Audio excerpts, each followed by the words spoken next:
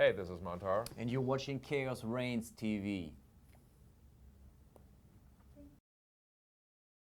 皆さんこんばんは、サイの川島未来です。今晩はですね、今回初来日を果たしたドイツのマンターのお二人をお迎えしました。Could you please introduce yourself briefly? Oh, well, I'm Hanno from Mantar. Well, I'm Aaron from Mantar. Okay, so this is your first time to be in Japan. That's correct, sir. So what is the impression about this country? Busy. Yeah, maybe we are staying at Shibuya, which is the busiest city in Japan. So It's a part of Tokyo, right? Yes. Yeah, it's kind of busy, and of course the jet lag from hell, because it's crazy. Like where I live nowadays, it's like night and days turn around. So we're kind of tired, but nothing beer won't fix. So and everybody is very polite. I like that. Very nice people everywhere. Yep. Yeah. I enjoyed so far. Good food. Yes, and beers. So what do you think of the Japanese beer? Because you guys are from Germany, which is the capital of beer in the world. Yes. Well, Yeah, it's just like it is. it's for free. That's all that matters. Oh yes. Free beer is good beer. Yeah, I agree on That's that. the beer we like. And it's in a can. Can't get no better than that. So, but honestly, I had way shittier beer in other places. So, don't be ashamed of your beer. Don't be proud though, but don't be ashamed either. Okay, so I introduced you guys. You are from Germany, but actually you live in Florida now. I do, yes. And you're originally from Turkey. Yeah, my parents came from Turkey, but I'm born and raised in Germany, in Bremen, and that's where we met each other, and now I live in Hamburg. Okay, so what do you think the difference between Florida and Germany? Which do you prefer? Oh, well, at this point I prefer Florida, because otherwise I wouldn't live there. But that's mainly due to the fact because I have family there, and I've got a little house and a dog. So I just like living there, and I like the good weather. I like the sun, and I like the alligators, and I like sitting on the porch and doing nothing. And but I'm also, I'm still in Germany on a very regular basis, because we rehearse there from time to time. We tour a whole lot in Europe, so I be there like several times a year, and usually I spend the whole summer there as well due to the festival season in Europe. So, but it's actually not a big problem so far at this distance. What do you think of the metal scene in Germany and maybe in the US? Well, I think, like, let me put it that way, like heavy metal has a very, very good, like German metal has a great reputation in the United States. So what the Americans love about Germany is the beer, the cars, and heavy metal. And they really tell you that all the time. Like Scorpions and shit, it's like, it's still, you see like even very young metalheads there with Scorpions back patches and stuff like that. They take their things very serious, and they obviously did their homework, because they always also love Crater and Sodom and all these good old first wave German thrash metal bands. So that's pretty cool. The difference is, I can't even really tell if it's a difference actually. So maybe there's not as much plastic in German metal. I don't know, to say that polite. Plastic? What do you mean by plastic? I think, as we know, like, there's a lot of, I'd say, I can't even tell, but... It's more entertainment and more show. Yes, maybe. like, And the German... German heavy metal is more traditional. More down to earth and traditional. Yes. I'm not that much into metal, but I think that's... Maybe that's correct. Maybe the difference. But also, the other thing is like that when there's that the average of the bands, that most bands are like shockingly good. The way they play, the standard is so high in the United States. Same with Scandinavia. I think like there's more shitty bands coming out of Germany. Like really, really bad ones, but you have bad and good and bad bands anywhere. So I can't even tell if there's a difference, because if someone tells me, hey, I'm in thrash metal, you're gonna like Sodom, Crater, whatever, all over the world. It doesn't matter if you're from the States or from Germany, whatever. So, but as said, German has a lot of tradition in metal, so does the United States. So there's, I don't think there's a huge difference. Okay. So last night you played with Boris and with us. So what did you think of the Japanese audience? Well, we've been warned. Yeah, we've been warned that the Japanese audience is pretty shy, and that doesn't mean that they don't appreciate your show or your music. I had fun though. It was like it got better by the second half when people got more into it. And I don't blame them. We're a completely new band, and people have to get used to it. But I think people liked it a lot. I saw a lot of dedicated people in the front row. They were really into it. Headbanging and stuff. So I can't complain. I liked it a lot, and I'm looking forward to play another show tonight. You know, yesterday we were like crazy tired and so hungover and jet lagged. So I think tonight it's going to be even more powerful. So I. Looking forward. Okay. So you thought the audience was quite different from those in Europe or in the US? To be fair, like it's the music we play. It has a certain underground approach, I guess. And when you go to shows, even in the United States or Europe or wherever, that you usually not necessarily have all the time like circle pits and stage diving. There's a lot of people who just like enjoy the music. You know that. You play in a black metal band, it's not always a freaking circle pit. This is not like skate punk or whatever. So people are just like in the moment and just dedicated to the music for that moment. You know best. Yes. So I thought it was great, you know? You know, there are also the people who are like watching the band. Exactly. So they don't move. They watch the band. They really like that. But you don't see them like having fun, but they have fun. They're just interested in what you're doing on stage and want to see everything. It's different when we play a festival like these huge metal festivals like Wacken and stuff like in Germany, because everybody is there. It's vacation. Everybody is super drunk, and then you have like fucking crowd surfing and circle pits and people go crazy. You know, that's great too. I love both things, but I do not take it personally when people don't fucking freak out if they just like. Try to inhale and meditate the music, you know? I like those things. Or dedicated to the music. My theory is if the people don't go away, if they kind of like it. I wouldn't stay at a show when I don't like the music. That's a big factor. If they would leave, I would be concerned, but they don't, so I think everything's fine. Like the ones in the Netherlands, as we talked in previous interviews. Let's not talk about the Netherlands. Yeah. People in the Netherlands don't like us. Well, I don't think but so. I don't give a shit. I'm in Japan now. Fuck you, Netherlands. Oh no. No, I mean it, man. No, I'm kidding. I'm exaggerating. But no, this is more fun. Okay, that is great. So I heard that now you are working on the third album.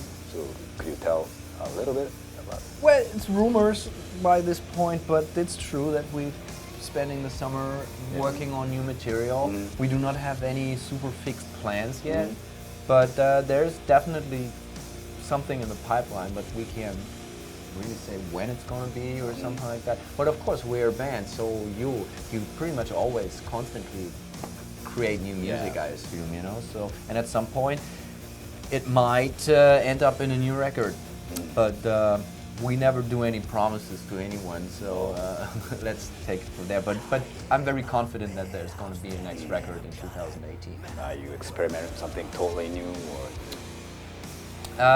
Well, no. It's Mantar. Yes. Let's not make rocket science out of it. It's going to be good. You can rely on that fact. It's going to be brutal and raw and in your face. No bullshit, no fancy gimmicks, just straight power, violence, all the shit we enjoy. I think beers. Maximum boost to the beer community. Okay. And then Mantar's music has so much varied. There are a lot of elements in your music. So what is think your? so? Yeah, I think so. Because you know, from metal to punk to rock to everything is in it. So what is your musical background? Because the combination is very interesting. Manowar and Sadus. And you play in Mantar. Yeah. True. Well, as you say, it's like all the influences. We are now not thinking about it. We are like doing what we do, and like we have a punk rock background, and that's kind of the main thing. Then there is some metal. I'm more like into heavy rock and stuff like that, and we just do what we do, and so that's. I don't know. It's so easy to say, but it's the truth somehow. So we are not able to play like really good death metal or thrash metal. So yeah, we don't even really have suck. to try to copy Yeah. someone because we would totally fail into that. But I grew up with like traditional thrash metal, like especially the German bands Sodom Crater and all that kind of stuff. And I like the fast energy of thrash, speed metal and stuff, and that got me into punk, and I stick with punk for many years. And then when I turned like in my mid-20s, I got way back into metal again. I was looking for more extreme stuff, and I got very much into black metal.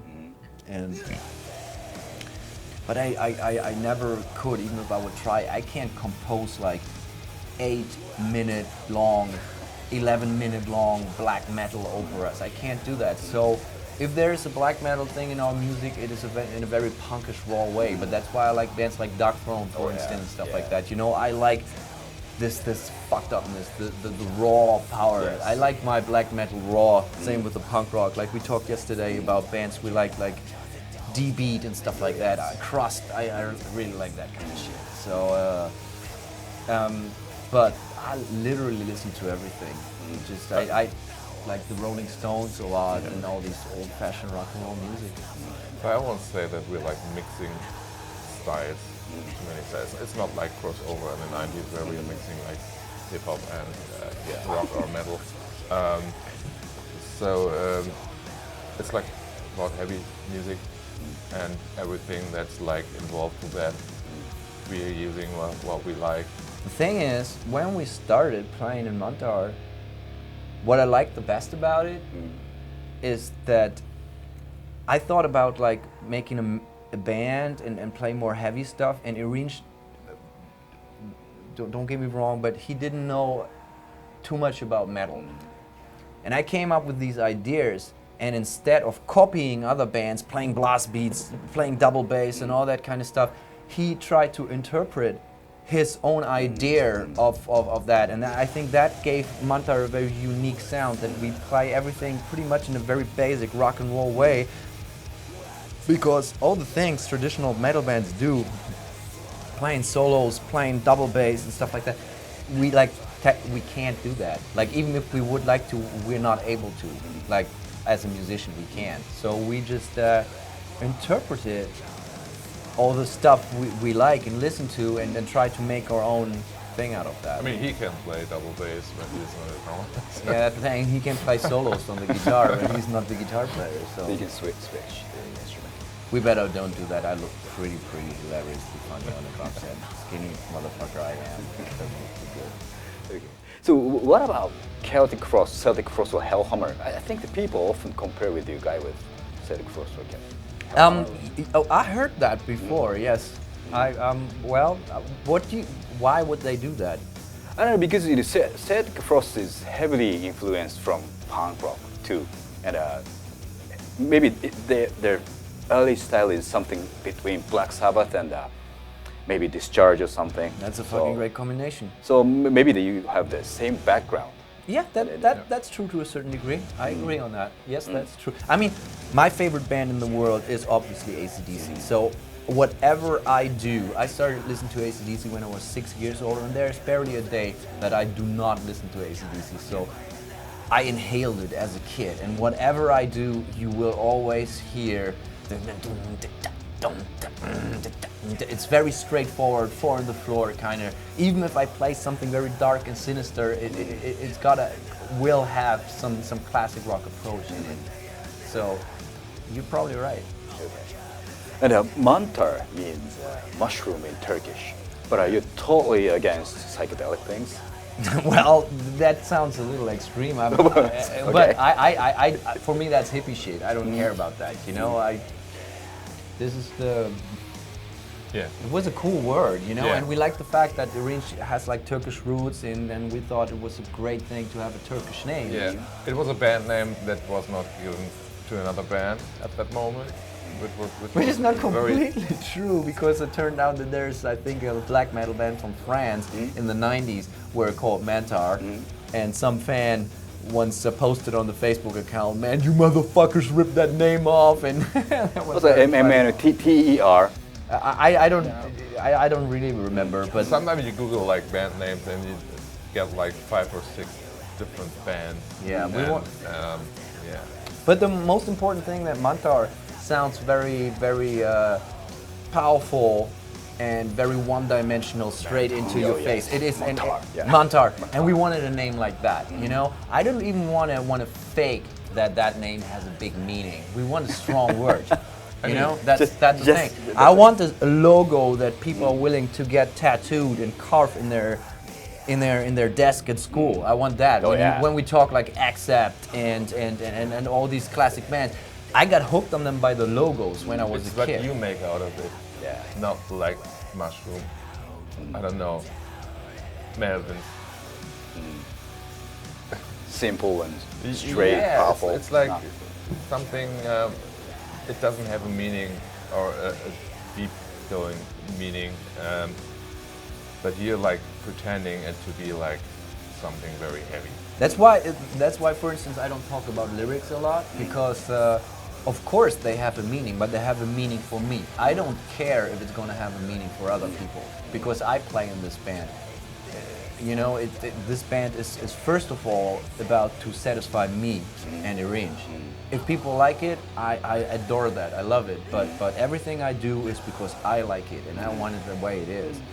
So I don't even try to give people room for speculation about meanings and stuff like that. You know, that's always, yeah. You know what I'm saying? Yeah, yeah, I understand. So, are there any German words we should learn? 9. 9. No. Yeah. Avoid speaking German. Speak German or die. No. The funny thing is that the German words I heard from my American wife actually are very complicated, because we combine 4 or 5 words and make it to one very long There are word. many long words. Yeah, that's what I heard. Like Steuererklärung. Yeah, and that's one more of the easiest words. like the pencil is Kugelschreiber. Yeah, So- Kugelschreiber, It's- yeah. Because it's the Kugel. thing, you write one and it has a little ball in it, like it's Kugelschreiber. Und die Kugelschreiber-Halterungsapparat. Stuff like that, it's like 4 words in a row, you know? And I understand why people have a hard time to learn this language, but also I am pretty sure learning Japanese isn't Yeah, easy either. Japanese is very horrible, but I think German is horrible too. It's really difficult, I guess. I think it's like to learn German from Japanese is really hard. Yeah, it's like, I think I heard it's easier to learn Japanese from Turkish. Really? Yeah, I've because never like learned the Turkish. grammatical structure is like the same. So Turkish is not as complicated as German. I don't know. I can. I mean, I learned it when I was a kid, so I don't think it's so difficult. But it's a total different grammatical structure than German. I was always jealous on the fact that he's like a native speaker, Turkish and German, that he like speaks both language completely fluent. That was pretty cool. I only know German and some English. Thank you very much. Okay, for the last, please give the message to the Japanese fans, maybe to the camera. Well, hello Japan. We're here in Japan for the first time ever, and thanks for making this a great experience. And make sure to support Mantar in the futures, so we can come back very, very soon. Ooh. Me? Yes. That's the same that I wanted to say. No, thank you very much. Really, a lot. it's very awesome to be able to, which is like an underground metal band, to travel the world, and we're very grateful for that. So thank you, arigato, Japan. Okay. Okay. Yeah. Okay. Thank you very much. Of course, Thank you. man. Thank you. Thank you. Thank you too.